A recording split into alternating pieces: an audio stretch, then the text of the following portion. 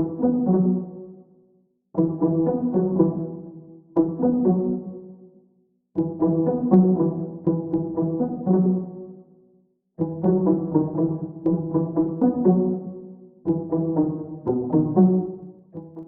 ny olany vatsim-pianarana indray raikitra ny grevy amin'ny université Maninday any Toliarania nanomboka tamin'iny androny 1 aprily iny ka ny pitsopitsony mahakasika an'izay no fakafakena amintsika atao anatin'ity vidéo ity ka manasa antsika rehetra anaraka an'ity vidéo ity hatramin'ny farany azadino ny milaiky ny vidéo antsika ary tsarovatra ny miabone amin'ny chaîne antsika mba ahafahanareo manaraka tsy tapaka ny vidéo zay lefa nahito isan'andro tsy ampendrela mo isika fa avy hatrany tonga de vavany ndao ary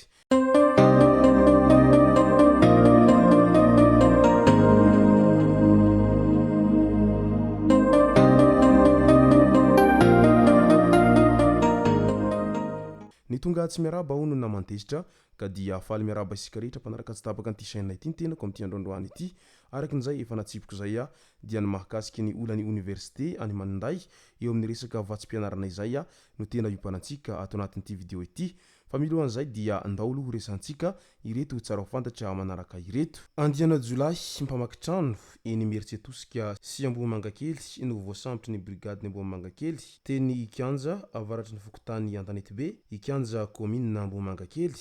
ny telo tamin'ireo nidoboka amponjavonjomaika raha nafahana kosa ny iray tao anatin'ireo rehetra voasambotra ireo tany Toamasina indray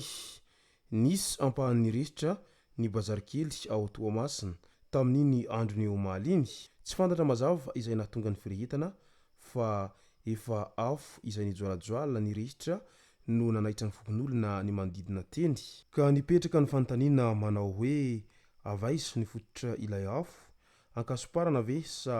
afo izay tsy nampoizina iny nitranga tao bazarikely Toamasina iny ao anatin'ny asanjolahy sy ny tsy fandriampahalemana trany lehilahy iray izay 17 taona no sarony zanatoboparitry ny gendarmeria Ibidy ny 9 aprily 2024 lasa teo iny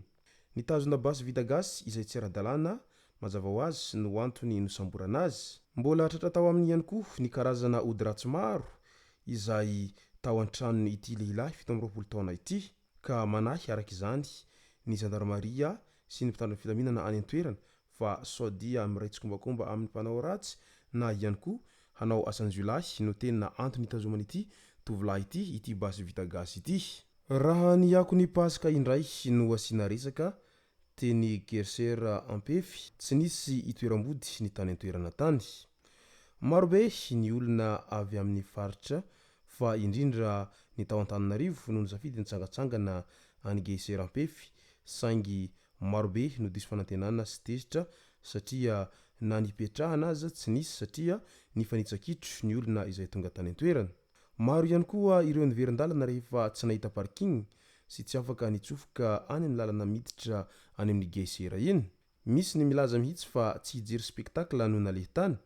fa aleo niverina mody dia eny an-dalana no maka-rivotra sy makaina midika izany fa tena isan'ny toerana mahasinton'olona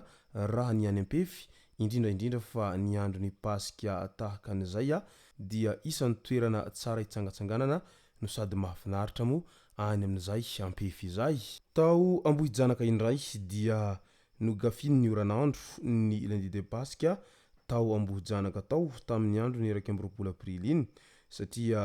nirotsaka ny oranandro ka tsy maintsy nody ireo rehetra izay nanao an'izay pasika izay noeritreretina hilamina sy hafinaritra tao Ambohijanaka izay mbola ao anatin'izay ako ny pasika izay hatrany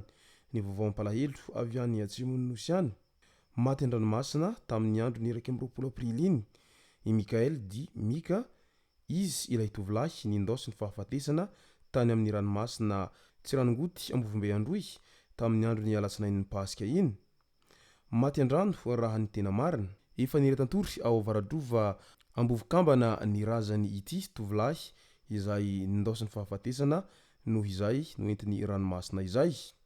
ka dia mirary finoana feno ho an'ny fianakaviana manamanjo amin'izao vaovao ampalahelo izay nahazo ny havan'izy ireo zao enganio tsara levenina ny maty ary aza misosoka alahelo intsony teny Analakely indray dia maro ireo fianakaviana ny safidy hitsangatsangana teny Analakely tamin'ny andro ny alatsinain'ny pasika iny